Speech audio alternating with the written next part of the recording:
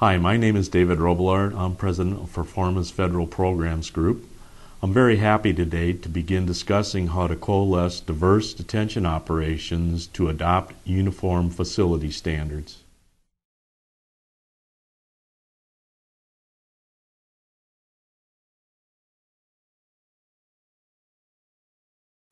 Facility standards, as most of you know, are established rules or guidelines that can help you align and support your business's organizational, operational, and functional requirements.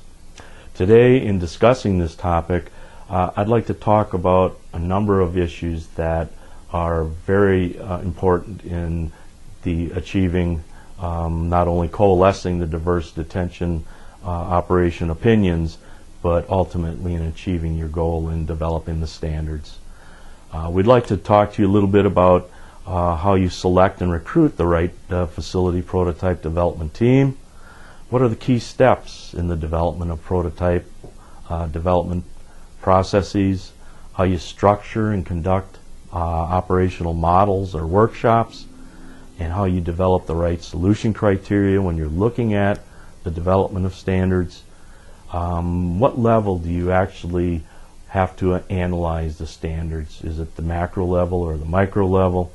And talk a little bit about a case study that we've worked on for the Department of Homeland Security, and that's the Batavia Federal Detention Facility located outside Buffalo, New York. So we'd like to begin by talking about, first of all, how you select your prototype development team.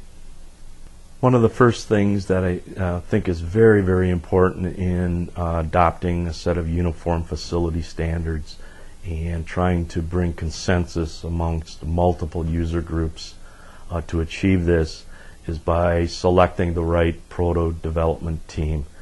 How do you do this? You know, the success and failure of most strategic planning endeavors is not only who you bring to the table, but how you incorporate them into the planning process. Absolutely critical. But before you can even identify who you want to bring to the table to help in this endeavor, I think from a leadership perspective, you need to understand and outline what the characteristics are of the participants, what they must bring to the table, what they need to embrace to make this a very successful endeavor for you. Critical in the selection of the team, first and foremost, you need to select people that think out of the box. Call those out-of-the-box thinkers. They're ready to open the aperture, remove themselves from how things currently operate, and are willing to challenge how things are done and to explore new facility models. Without folks like that, you will probably end up with a facility similar to what you have. So out-of-the-box thinkers is absolutely critical. They should be people that have experience within the corrections detention market. So you want to identify within your organization folks that bring certain areas of expertise. As an example, if there's a person within the country that has a specialty on food service or intake and processing, those are the types of individuals that we want to bring to the table and challenge them to think out of the box on the development of the new model. Also, they need to be committed and dedicated, of course, and have an enormous amount of passion for trying to achieve the problem. And that's always easier said than done, but selecting those types of people that are willing to support, endorse, embrace are absolutely critical. So what I just reviewed were the characteristics that the project participants must embrace. So the question now becomes, who do we bring to the table? You know, there's so many people that want to be involved in these processes, and with good reason. But there are certain folks that absolutely have to be in the loop on this. It starts with the client leadership team and what we call the project decision makers. These folks are the folks that have the clear vision of the project, understand the mission and the goals and objectives that we as a team are trying to achieve. Secondly, the client needs to appoint what we usually call a project shepherd, or sometimes known as a project manager. And this person not only should have that title, but be given the assignment, given the authority, and given control to manage the team for the client's leadership team. And third from the client is experts within the industry. I talked about that a little bit earlier about setting up the task force of individuals that bring phenomenal thinking power to the table and have a set of expertise based on the components of the facility. Again, they need to be out-of-the-box thinkers and willing to challenge the status quo and possibly a shift in philosophy as we are developing or trying to develop a new prototype system. And actually, one of the most important parts is your planning partner.